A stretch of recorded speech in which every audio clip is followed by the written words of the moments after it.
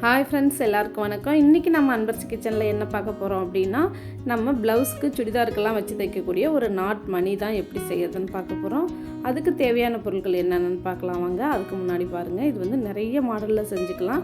இந்த மாடலில் தான் செய்யணும்ல, நமக்கு விருப்பமான டிசைனில் எந்த மணி வேணாலும் கொத்து செஞ்சுக்கலாம். நீங்கள் இது கடையில் போய் வாங்க போகும்போதே இந்த நாட் மணிக்குள்ள கேட்லாக் புக்குன்னு கேட்டிங்கன்னா கொடுப்பாங்க. அந்த புக்கில் டிசைன் பார்த்துட்டு அதில் உள்ள பொருட்களை கேட்டால் அவங்க எடுத்து கொடுத்துருவாங்க.